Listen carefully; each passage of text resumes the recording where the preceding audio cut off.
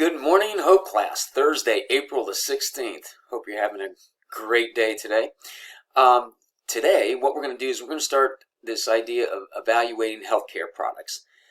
Most of us, including myself, have bought healthcare products over the years, and it turned out to be they were a piece of junk. It didn't work. It was a scam. It was fraud from the very, very beginning.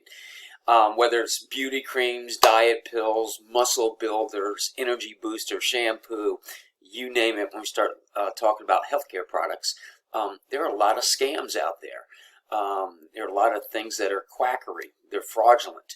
And I bought some, and I wasted a lot of money over the years. And also, you run the risk of damaging your health. So we want to evaluate healthcare products, and we want to just sort of bring that to the surface, and then maybe what we'll do is we'll gain some skills so that we won't do it in the future. So what we're going to do is I have an exercise for you to do today, and that's on page 562 and 563, and we'll review that in just a moment. But next time you're at the store, what I would like you to do is when you're in that healthcare section, you can be at a drugstore, it can be at GNC, Targets, Walmart, all those places. Just pick up the package and don't look at the package, with all the color and the glitz. Start reading the label. And what you will find is many, many, many of these products are not certified by the FDA. And the FDA is a government agency that protects us. And what it does is it evaluates the labeling, the content, make sure they're not making false claims and things like that. And the FDA does a really good job, except the problem is there are so many products out there. So by the time the FDA gets around to it, some product could have been on the shelf for years before the FDA truly gets evaluated. So the next time you're sort of tempted to buy one of these healthcare products and, does it seem too good to be true? Things like that. Read the label. And my suggestion to you is if this thing has not been certified by the FDA, it is certainly a red flag for you to maybe do a little more research about the product and its claims, or potentially it is a red flag saying this is not very good. So we want you to be aware, we want you to be informed when you start to purchase these products in the future. So let's go to page 562, see if I can pull that up for us real quick. And this is on your Canvas account for you, and so you'll be able to let's see if I can pull this thing up a little better. So this is all on Canvas for you, 562, and so here it is. It's only 2 pages, and it starts talking about fraudulent products and can companies do it, and how do they get away with it, and is it quackery? Again, quackery is this type of thing where the product's just absolutely worthless. It has no value, it has no substance behind its claims. It's not true. And then there's fraud, and fraud's this idea of marketing, right? Marketing is sort of this emotional spin companies put on their products that make us want, oh gosh, if I just had that, things would be great. Whether I want to lose some weight, gain some muscle, have a prettier face with this cream, or, better hair. Yeah, that's funny. With shampoo, things like that. So, what we want you to do is we want you to read these 2 pages and just go over and start thinking about it.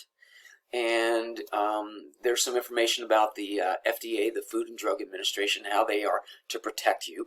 And here's some questions. What you can do is potentially ask yourself before you buy this product. And there's a couple things, that the product may do. And it's a red flag. It doesn't necessarily mean that it's not true, but it'll at least raise a red flag for you. Things that are sold door to door. Mail order only. You can't find it in a store. Limited time offer. They'll advertise a product on television, and then there's a clock that's ticking down. Things like that.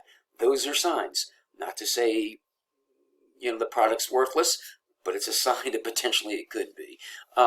It makes miracle claims. Things you go, well, oh my gosh, this would be so great. The one that comes to mind for me is diet pills. Listen, if diet pills worked, we would all take one pill and then we would be off our diet. We wouldn't have the issue anymore. So so you know this, right? Intellectually, we know this. Diet pills don't work. And so what we do is when we see all these claims about healthcare and products and diet products, you got to raise that red flag again to go, this really seems too good to be true. This is the only product out there that's making these claims. Again, it's a sign for you to go, maybe I need to investigate this a little more, this product, this company, to make sure it's all legit. Here's page 563. This, I want you to read this as well. There's an ad on there.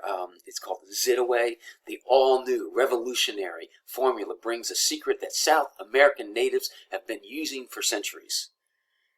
That's a red flag.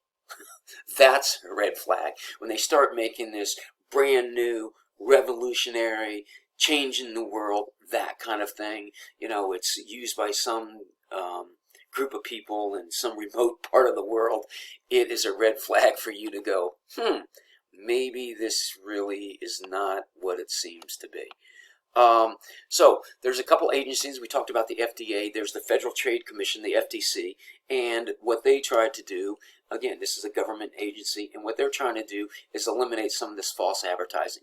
But if you watch any TV or you're on your computer and these ads pop up all the time, the FTC, while it does its very, very best, it cannot control all these ads. It'll eventually get to them if a company's making a false claim, but it could take a long time, even years. So be careful. And then we have the Consumer Product Safety Commission. And what this group does, again, another government agency, is to make sure these products and these claims will not hurt you. And so we should be very thankful that we do have some government agencies that are looking out for the consumer's best interest. Here's the couple questions I want you to answer. These 4 questions, and then I have another one, what I want you to do. So let's just start with the 4 questions. Number 1 is, why are people willing to believe these false advertising claims? And that's sort of a big question, is why? Why would we fall for that? Name 4 questions you could ask a healthcare consumer if you thought a product was fraudulent.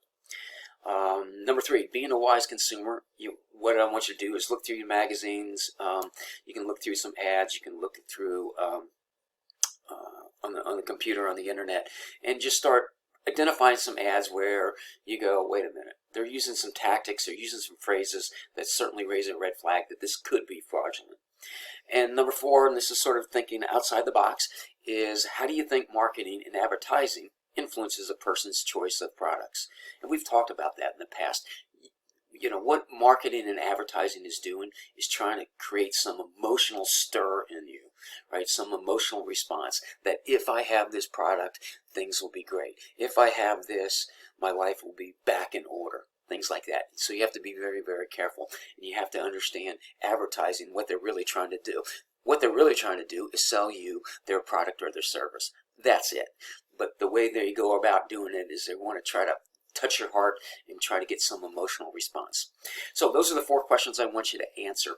And then I also want you to be truthful and think about, because I believe all of us have done it, think about a product.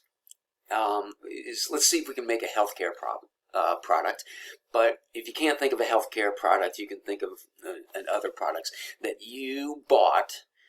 The product made some claim that it was going to do this, and you fell for it. And after you paid for it, and you got it home, and you realized this thing is a piece of junk, or this is not working. So think about your past. Think one of those products. Write that down. That can be sort of response number 5 for me, and we'll go from there.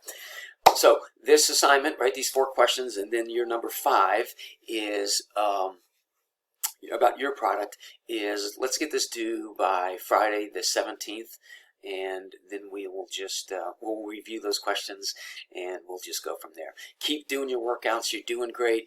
Be safe. Always realize I'm here for you. Again, I keep saying I do have office hours from 8 to 11, but the truth of the matter is I'm here all day because there's no place to go. So if you need me, I'm here. Stay up with your classes. Be efficient with your time, and this is all going to work out. So I do miss all of you, and I wish it wasn't this distant thing, but we'll have to deal with it now. But one day soon, hopefully, it'll all be over. So for now, take care and be safe.